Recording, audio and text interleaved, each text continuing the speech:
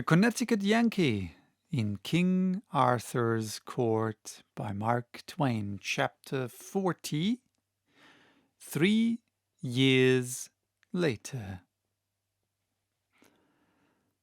When I broke the back of knight-errantry that time, I no longer felt obliged to work in secret. So the very next day I exposed my hidden schools, my mines, and my vast system of clandestine factories and workshops to an astonished world.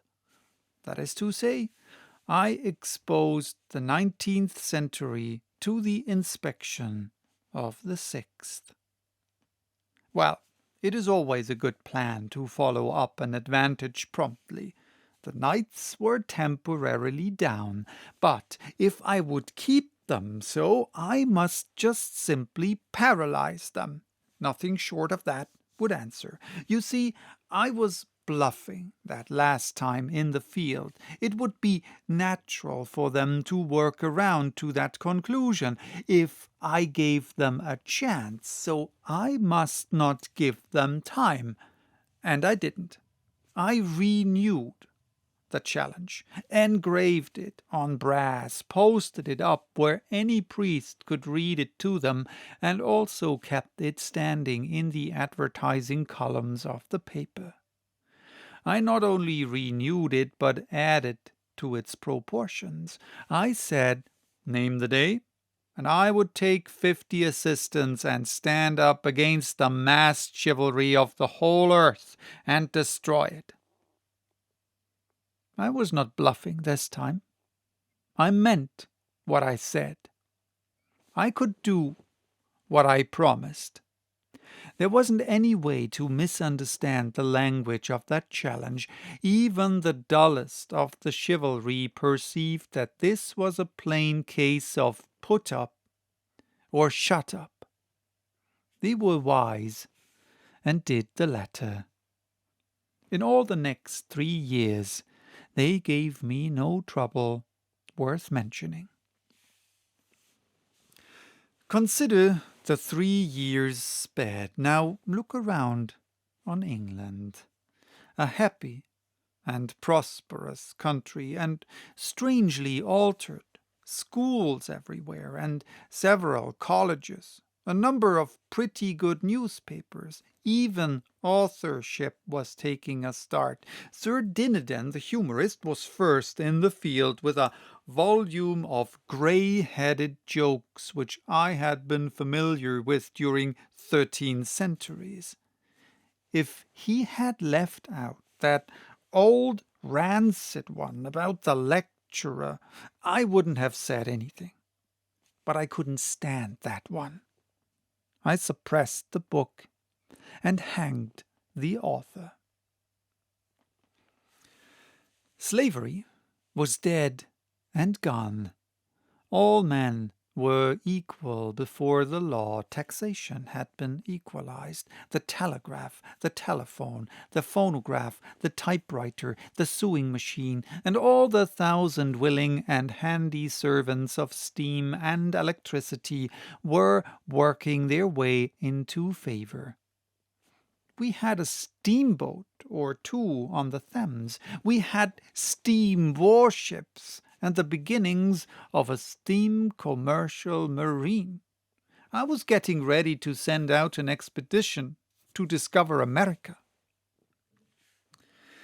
We were building several lines of railway, and our line from Camelot to London was already finished and in operation. I was shrewd enough to make all offices connected with the passenger service places of high and distinguished honor. My idea was to attract the chivalry and nobility and make them useful and keep them out of mischief. The plan worked very well. The competition for the places was hot. The conductor of the 4:33 express was a duke. There wasn't a passenger conductor on the line below the degree of earl. They were good men, everyone, but they had 2 defects which I couldn't cure and so had to wink at. They wouldn't lay aside their armor, and they would knock down rob the company. There was hardly a knight in all the land who wasn't in some useful employment. They were going from end to end of the country in all manner of useful missionary capacities. Their penchant for wandering and their experience in it made them altogether the most effective spreaders of civilization we had. They went clothed in steel and equipped with sword and lance and battle axe, and if they couldn't persuade a person to try a sewing machine on the installment plan, or a melodeon, or a barbed wire fence, or a prohibition journal, or any of the other 1,001 things they canvassed for, they removed him and passed on. I was very happy. Things were working steadily toward a secretly longed-for point. You see, I had two schemes in my head which were the vastest of all my projects. The one was to overthrow the Catholic Church and set up the Protestant faith on its ruins, not as an established church, but as go-as-you-please one. And the other project was to get a decree issued by and by commanding that upon Arthur's death unlimited suffrage should be introduced and given to men and women alike, at any rate to all men, wise or unwise, and to all mothers who at middle age should be found to know nearly as much as their sons at 21. Arthur was good for 30 years yet, he being about my own age, that is to say 40, and I believed that in that time I could easily have the active part of the population of that day ready and eager for an event which should be the first of its kind in the history of the world, a rounded and complete governmental revolution without bloodshed. The result to be a republic. Well, I may as well confess, though I do feel ashamed when I think of it, I was beginning to have a base hankering to be its first president myself. Yes, there was more or less human nature in me. I found that out.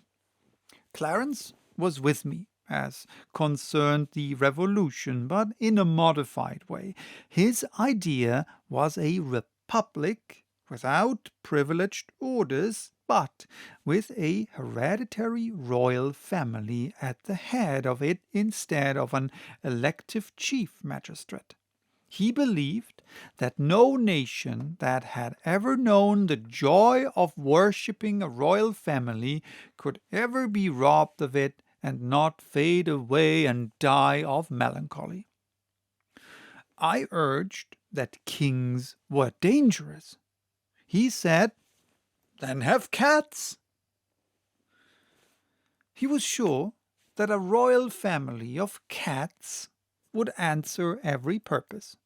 They would be as useful as any other royal family. They would know as much. They would have the same virtues and the same treacheries, the same disposition to get up shindies with other royal cats. They would be laughably vain and absurd and never know it. They would be wholly inexpensive. Finally, they would have as sound a divine right as any other royal house, and Tom the 7th, or Tom 11th, or Tom the 14th, by the grace of God King, would sound as well as it would when applied to the ordinary royal tomcat with tights on. And as a rule, said he in his neat modern English, the character of these cats would be considerably above the character of the average king, and this would be an immense moral advantage to the nation, for the reason that a nation always models its morals after its monarchs. The worship of royalty being founded in unreason, These graceful and harmless cats would easily become as sacred as any other royalties, and indeed more so, because it would presently be noticed that they hanged nobody, beheaded nobody, imprisoned nobody, inflicted no cruelty or injustices of any sort, and so must be worthy of a deeper love and reverence than the customary human king, and would certainly get it. The eyes of the whole harried world would soon be fixed upon this humane and gentle system, and royal butchers would presently begin to disappear. Their subjects would fill the vacancies with catlings from our own royal house. We should become a factory. We should supply the thrones of the world. Within 40 years, all Europe would be governed by cats, and we should furnish the cats. The reign of universal peace would begin then to end no more forever. Meow, wow, wow, wow, wow. Hang him, I suppose he was in earnest, and was beginning to be persuaded by him until he exploded that cat howl, and startled me almost out of my clothes. But he never could be in earnest. He didn't know what it was. He had pictured a distinct and perfectly rational and feasible improvement upon constitutional monarchy, but he was too feather-headed to know it, or care anything about it either. I was going to give him a scolding, but Sandy came flying in at the moment, wild with terror, and so choked with sobs that for a minute she could not get her voice. I ran and took her in my arms, and lavished caresses upon her, and said beseechingly, "Speak, darling, speak. What is it?" Her head fell limp upon my bosom, and she gasped, almost inaudibly, "Hello, Central." So I think I will stop here for today. Bye-bye till next time with the second part of this chapter.